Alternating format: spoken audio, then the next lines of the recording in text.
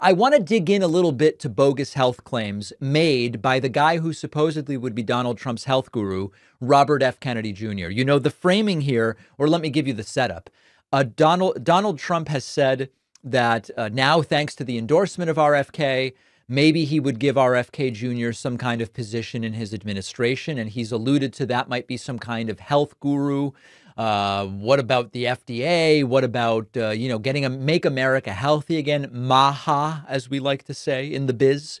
And the reality is that it's not just on vaccines that many of the things that Robert F. Kennedy Jr. says don't make any sense and aren't based in any kind of empirical data. I'm going to give you an example. Jordan Peterson interviewed RFK Jr., and RFK Jr. rattles off about 6 or 7 different health claims, most of which are either partially or completely bogus. I'm going to explain it to you. I know that this will trigger some in the audience who have fallen for some of these, but take a listen and then we're going to discuss it.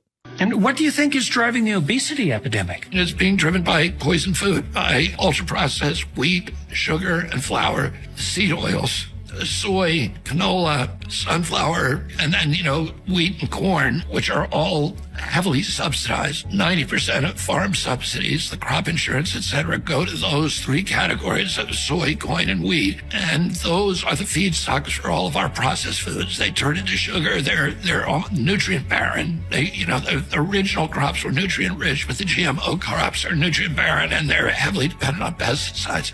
The reason GMOs are so popular is because they're resistant to pests. The reason they're resistant to pests is because they are resistant to pesticides like glyphosate. So you can saturate the whole landscape with glyphosate from airplanes, and that the only thing that's green is GMO corn, which is Roundup Ready. It's called Roundup resistant corn. And because of that, it's also very heavily laden with pesticides. Glyphosate is also used as a desiccant, which means it dries out wheat, so it's sprayed on the wheat right at harvest, which means it's going right into the food. And when that began in 1993, that's when you saw all the appearance of all these gluten allergies and celiac disease and wheat allergies that you don't have in Europe. You can eat spaghetti here and you're going to get eczema and all of these stomach complaints. Then you go to Italy and you eat it and you get thin. Mm-hmm. And then the corn is turned into high fructose corn syrup, which is just a formula for making you obese and diabetic. Okay. So, and there it is, Make America Healthy Again. mahanow.org is being promoted. There are so many claims here that I want to go through. And after I'm done, let me know if this is interesting. If people don't care about this stuff, I don't necessarily have to do segments like this, but I find this interesting. And the amount of disinformation that's being spread here is just crazy. And remember, the umbrella is RFK Jr. really knows his stuff when it comes to this issue, and Trump would hire him and America would somehow be healthy again. So first of all, it's the claim that the obesity epidemic is being driven by poisoned food from ultra-processed wheat, sugar, flour, seed oils, soy, canola, sunflower, wheat and corn, which are all heavily subsidized. Now, I am the first to tell you, ultra-processed foods are clearly not good for you. Limiting refined sugars is a good idea. I do it. The main problem is eating too many calories. That's where the problem really starts. And the seed oil stuff has been widely debunked. Now, it is true. There have been studies that say, if you eat 1,800 calories in a day, you eat it from whole food sources versus you eat it from ultra-processed sources with similar nutritional profiles. There are markers that are better if you get it from whole food sources. There is no doubt about that. I'm with that. But a lot of the specifics here, the seed oils are inflammatory stuff, has been widely debunked. What this is really about is nutrient density and portion control and limiting ultra-processed foods. But the demonizing of specific crops, corn in and of itself, yeah, we shouldn't have the refined high fructose corn syrup. But the entire framework that RFK lays out here is just essentially repetitions of TikTok health guru nonsense. Now, the claim that he makes after that is that GMO crops are nutrient barren compared to original crops. That is not true. Genetically modified crops are not inherently less nutrient dense than non-GMO crops. And in fact, there are GMO crops that are specifically engineered to have better nutrient levels. Golden rice is an example, rice fortified with vitamin A. And studies have looked at this, and the nutritional content of GMOs is essentially equivalent to that of conventional crops, and there is no health effect found. That's another aspect to this, the idea that eating GMO foods, just by virtue of them being GMO, makes them less healthy in some way. There have been over 2,000 scientific studies and reviews that have found that GMOs are safe for human consumption. Eating GMO food is not inherently unhealthy or dangerous. There's a lot of research here. You'll often hear the detractors cite this study in rats where the rats got cancer. That study is bogus. They used rats that are predisposed to get cancers at higher rates. That's the one thing they point to. There's 2,000 other studies that say, by virtue of just of being GMO, that doesn't make foods a problem. Now, number 3 claim is that GMOs are popular because they are resistant to pesticides, and glyphosate is heavily used, and they put the glyphosate on the Roundup Ready corn. This increases your pesticide exposure. It is the case that GMOs like Roundup Ready crops are ready to resist glyphosate. That lets farmers put glyphosate on them without harming the crop. There are questions as to direct health impacts of glyphosate. I'm not here to tell you it's good. I would want to avoid it for sure. But the idea that glyphosate, when used as directed, is definitely harmful is still a question mark. There are studies about high consumption over long terms posing a risk, but you've got to separate glyphosate from GMO. Folks like RFK love to wrap them up together. They are two separate issues. I want to avoid glyphosate. It's different than GMO. He also made the claim that glyphosate is used as a desiccant, in other words, to dry out wheat, and that coincides with the rise of gluten allergies and celiac disease. Both of those things are wrong. Number one, there's no evidence directly linking the use of glyphosate as a desiccant with the rise of gluten allergy and celiac disease. Celiac disease has been increasing. It's believed to be genetic predispositions and also people being more aware, more likely to get tested, more likely to get diagnosed. Now, I have to talk about gluten allergy and gluten sensitivity. And I know there are people in the audience who are going to be upset, okay?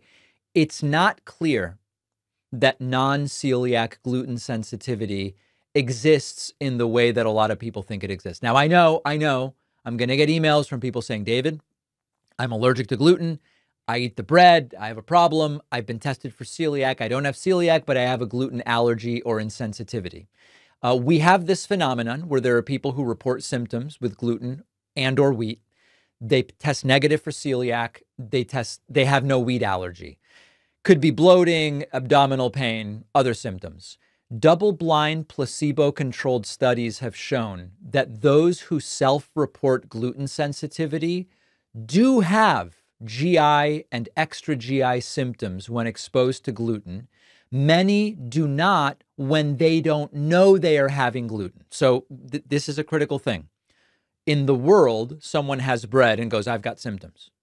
In a controlled double-blind test where people are given capsules that might have gluten or not, a lot of the people who claim the gluten sensitivity do not have it. Some people do. It's still being studied, but pointing to so-called gluten allergy or gluten sensitivity when the scientific community does not have a consensus on what that even is or the degree that exists. It could be a FODMAP sensitivity, could be something else. To start wrapping that up with glyphosate and this and that, it doesn't really make any sense. Claim 5 that RFK makes is one you hear a lot on TikTok and on Instagram. You know, I go to Europe and I eat spaghetti or I eat bread and I'm fine. I don't feel like I do in the US. Sometimes I even lose weight. I go there, I eat spaghetti, I eat bread, and I come back to the US and I have lost weight. This happens to me everywhere. I go to Europe, I have croissants and heavy French food. I go to Argentina, I'm having 2 mini croissants with my breakfast coffee every day. Somehow I'm losing weight. It's ascribed to something about the flour, But the reality is that when people travel, you're way more likely to walk way more while on vacation. You often eat less, even if you perceive you're having these heavy meals. I'm having bread, I'm having pasta, I'm having heavy French food. For myself, for example, I do those things, but I have no mid-morning snack. When I'm here in the studio, I have breakfast at 7, but before lunch, I'm hungry. I'll have a small bowl of nuts and berries. I skip that on vacation. So this is the case for a lot of people. There's no solid scientific evidence that European wheat is inherently healthier than US wheat, and that's why people lose weight or feel better. They often lose weight and feel better because they're walking around a lot more and not stressed by work. And then finally, claim number 6 that RFK makes is that high fructose corn syrup is responsible for obesity and diabetes. High fructose corn syrup is strongly associated with obesity and metabolic disorders when you consume too much of it. It's a major source of added sugar. It's present in processed foods and ultra-processed foods. I avoid it. Excessive intake isn't good. That being said, high fructose corn syrup is not the sole cause of those conditions. Diet, lifestyle, people who eat a lot of high fructose corn syrup are usually consuming too many calories. Their diets in general aren't very healthy. So this guy, as Trump's health guru, it scares me. It scares me because he spreads so much disinformation.